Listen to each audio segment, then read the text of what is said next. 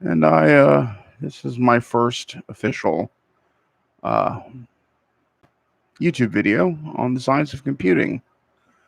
And a lot of you folks are wondering what's going on in the world of computing. And I have to tell you that in the next few weeks, there's going to be a revolution with AMD computers and the new AMD processors. Um, I myself am involved in quite a few of the AMD discussion groups, which is internal in AMD. And I happen to know for a fact that these new computers, new processors, are going to blow everything else away. Of course, some of you are still skeptical, and I can't blame you. But I can tell you this, that from all I've seen and all the specs I've read, which are internal and can't be revealed, anyone who is revealing them is kind of breaking the rules. So, about that, I do want to tell you that it's real, and the AMD, specifically the 3950, is an incredible processor for the power user, I'm going to call it. And I'm super excited to see these things coming to the mainstream. Typically, a processor like that um, is it's science fiction. I'll be honest with you, it's truly science fiction. Back when I started, back in my VIC 20 days and the VIC Commodore 64,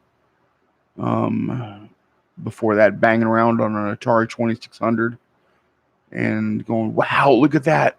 Beep, beep, beep. It was nuts. And considering where we are now with 3D graphics and 4G, 5G, 8G, 12G, you know, all these G's. And I gotta say, when the average Joe gets a hold of these processors that can do just amazing things, it's going to revolutionize the world. And we're there. We're at the beginning of a major revolution of the computer industry. And it's once again by AMD. AMD did it before with the Athlon 64. Intel was scrambling and they didn't know what to do. Here, AMD was releasing a processor that blew it out of the water, and I still do have my original AMD K62. It is running.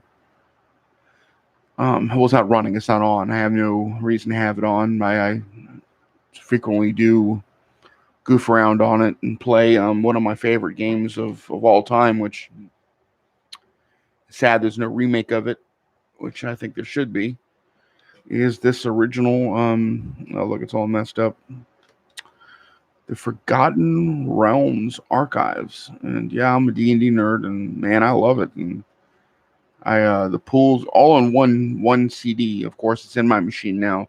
The Pools of Radiance, The Curse of the Azure Bonds, Secrets of the Silver Blades, Pools of Darkness, and Hills Far. I got to tell you, the Pools of Radiance and The Curse of the Azure Bonds, I played quite heavily on the Commodore 64. And I remember it coming on like 8 discs, and you had to like flip it over to make a character, flip it over to get going, and then you move to a new realm and put another disc in, and then you get to a new area, flip it over. Um, Now it's all in one CD. It's not even a DVD. And then it's got Eye of the Beholder, Eye of the Beholder 2, Eye of the Beholder 3, um, Dungeon Hack, Gateways to Savage Frontiers, Treasures of the Savage Frontier, and then Menzo Berenson, which happens to be my favorite subject, and unfortunately my least favorite of the whole bunch. But man, I would really love to see these games get remade into something modern. I don't know why they don't do it. The turn-based strategy was a lot of fun, and I remember taking the characters out and actually using the characters in a sit-down game with a couple friends of mine. And I have to tell you, man, I really loved it, and but now, this computer that I have now, which is an AMD 5 1500X, which is the first generation, of course, of the Ryzen processors. Yeah, I still love it, but can't play this. Why? Because this is that old technology. It's MS DOS. I probably could run it with that MS DOS emulator. There's a few emulators out there that you can emulate MS DOS with, but it still doesn't run right. And that's why I keep my old machines around, because unfortunately I really love to play these old games, and they entertain me for hours. And back then there was the only way that we communicated was through BBSs, bulletin board services, and using a modem. And I very specifically remember my Commodore 64, and I didn't even have one. I had a Commodore 64, but a neighbor friend of mine had a 400 baud modem. 400 baud. That means 400 baud. And then the 800 baud and the 1200 baud. And by that time, I was already well into I went into PCs early. I had a 386, then a 486, and of course those were all Intel processors. And I got my K62. Funny, I still have it, and it runs. I put it in a friend of mine's. He had an old computer, and it was gone. And I took his case, and I put that old K62 in a brand new old case. Cleaned it out, got it running, and it's sitting over there. And planning on putting that in my room. Of course, back then there was no, having a 56K modem was amazing, and you were top of the pack with your 56K modem. And then I remember the guy who ran the bulletin board service. He says, "We've got internets," and I said, "Okay." And he charged, I think it was like $5 an hour to get on the internet. And first you had to go through the BBS, and you called a number on your modem, and the modem turned on, called the BBS, and then through his server, which I believe was in Clearwater, Florida, and I was in Tampa, it called, and you got on the first realm of the internet, and it was like, wow, look at this. And I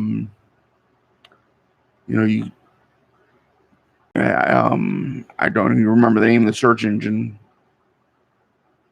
But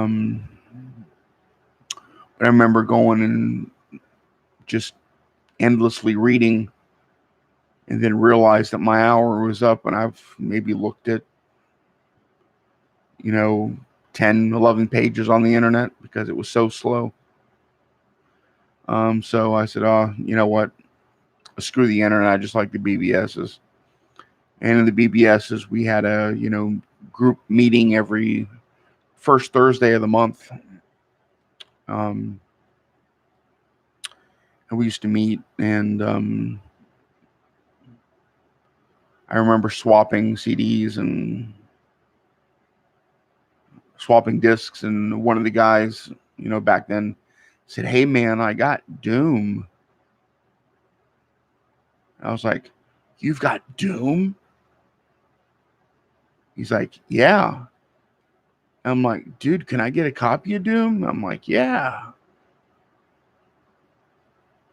Right now on Steam, they have Doom 2, um, Ultra Doom, whatever that is, Ultimate Doom. Um, it's not the same. Back then the monitors were the biggest thing that were sitting on the biggest thing sitting on our tables was these big monitors that were colossal. Required a small army to, hey man, would you mind helping me move my monitor? I mean, they were huge and heavy, especially professional ones. And I was at a professional monitor. Um,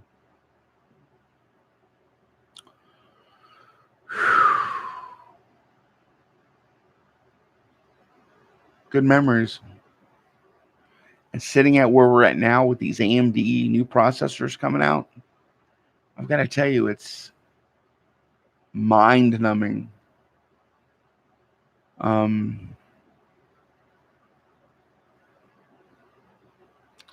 We're getting into Threadripper territory. I don't know if you know probably don't know what the Threadripper is.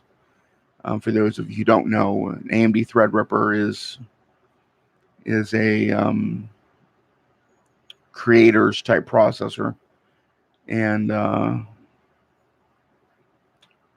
have to say I really, really, really was interested in getting a Threadripper until I found out the one that I could actually use is close. Just the processor's $2,000. Then the motherboard that I was looking at, the MSI Creators was just by itself was $500.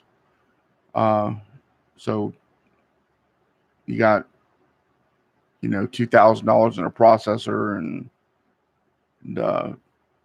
$500 in a motherboard. It's no RAM, and it required of course specialized RAM, and up to 128 gigs of RAM. Have you seen what these new AMD processors have? Yeah. I know the 3950 is already at $500 by itself when it comes out. And they said it would be able to go on my current motherboard that I have. I have a MSI B350 Gaming Plus. And the reason anything you get a motherboard, you want to look for the term gaming or something like that, because they tend to have the best chips, the best of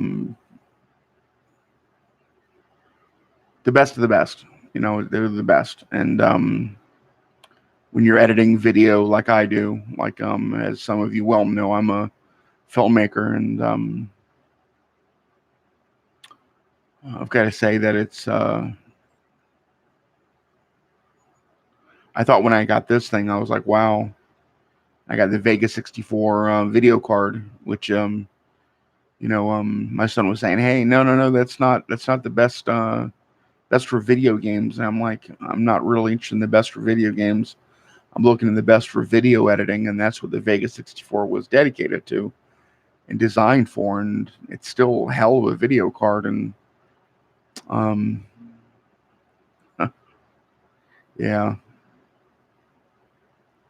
they're cheap now. Computers, you think you got the best, and then you blink your eye and you're at the bottom of the barrel. But these new 3950 or 3000 series, I want to honestly probably looking at an AMD 3600. It's a mid-range AMD 3000 series, and still blows almost everything Intel has away. It's not the best. I don't need the best. I've never said, "Hey, I want the best." I always go for the mid-range, and now some of my stuff is starting to pick up steam. I've got artworks I'm doing, and working on a new movie. Yesterday, I picked up for sure. I got a producer that he made his own Star Trek movie, and he's in a class to himself. And the whole fact that he wants to work with me is incredible. But he really does. And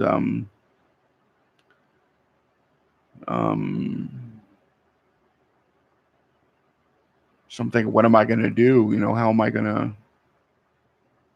to put this all together? And that's why I got Doug. He's going to help me put it together. Movies aren't like when I made them, just a couple of years ago. Technology's completely changed. The industry's completely changed. And people would give anything to be in a movie, and man, they came running. I got quite a few people that have launched their own movie careers, and from my crappy movies. But this one I'm doing is I want to say it's semi-professional, aiming it towards Netflix, Amazon release. And it's called The Face of Evil. And my current computer system, I can't even think about editing what we got planned on doing. Shooting in 4K. Wow. So anyway, let me know what you think. I want to give it up to the manufacturer of my new webcam, Akaita. I want to give a shout out to them. They're not the official. They're not. It's free. I highly recommend these guys. Akaita shoots 1080p, and I gotta say it looks pretty good. And I want to give a shout out to all my fans. Keep your heads up, and remember to subscribe and click up if you liked it. And if you don't like it, I don't care.